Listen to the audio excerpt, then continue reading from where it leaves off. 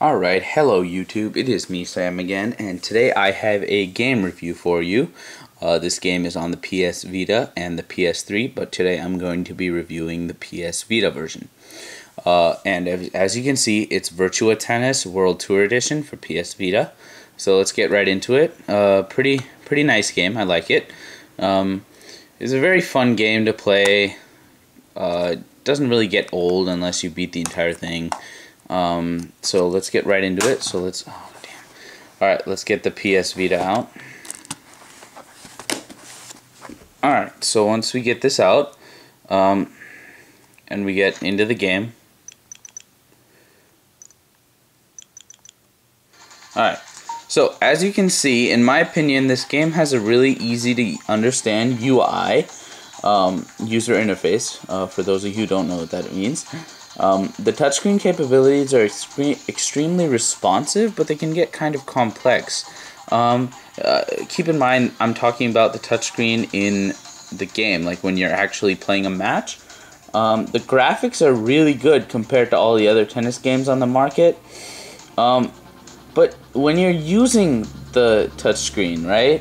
When you're using it, like I said before, it gets really intensive. Like, you have to know exactly where to hit the ball and when to hit the ball, where to move to hit the ball properly and stuff. So let me get into a game really quick. Let's get into a quick game. Before I do that, I was really happy with the amount of courts you can get. As you can see, I haven't unlocked many of them, but there's so many that you can play on and unlock that I was extremely happy with that. So, and then of course you have a lot of the classic players, the modern players, and some of the legends like Becker, Edberg, and Rafter. So let's get into it. Let's just go Federer versus Nadal. Okay, so I mean, the game, pretty fast load, unlike some games where it takes a while for it to load. Pretty quick. I think this was about maybe like 15 seconds. Let's see. Yeah, just about 15 if you count. So I'm gonna start playing with the touchscreen to show you how what I wasn't happy about. So as you can see, I'm playing with the touchscreen. With the touchscreen, you have to pick where you want to move and then walk up to it and then hit it. So it's not just like stand and then when you hit the ball, like, your player doesn't automatically move. So for example, if I were to hit it here and he hits it over there, I'm expected to hit here, then go up there and then hit. So in that way, you're trying to touch a whole bunch of different places on the same screen at the same time.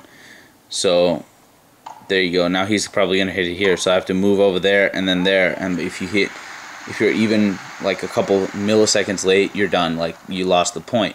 So I was really unhappy with the touchscreen. It gets very convoluted. I don't recommend using the touchscreen for beginners in this game. I would recommend just using analogs, like I'll demonstrate right now.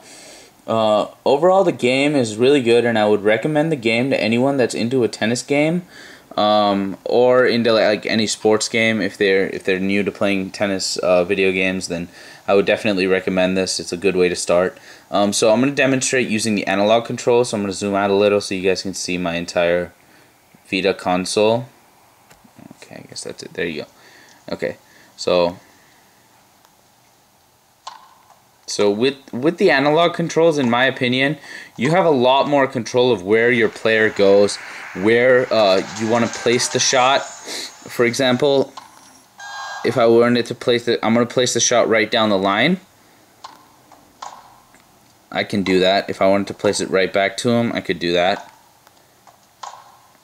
So with the analog controls, it makes it a lot simpler for those beginners. See, I wasn't paying attention there, but it makes it a lot simpler for the beginners to start using the analog, because it's really easy for you to move your player around, hit the ball, pick what type of shot. So if you're playing on anything but easy, you do need to pick your kind of shot. So for example, I would slice it there, and then I would slice it right back at him so I could get some time.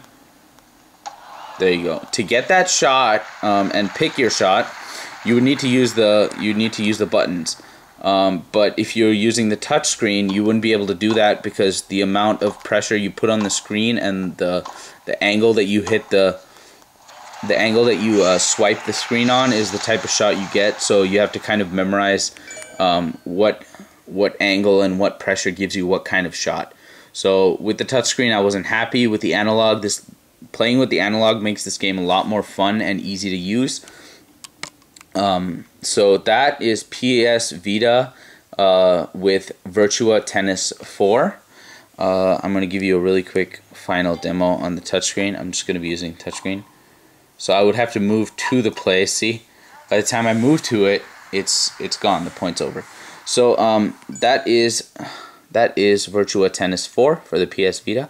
That was my opinion of it, and I give this game an 8.5 out of 10. And it is priced $39.99 new wherever you buy it, and $34.99 most places that sell pre-owned games, GameStop, EB Games, and all those other places. So rate, comment, and subscribe.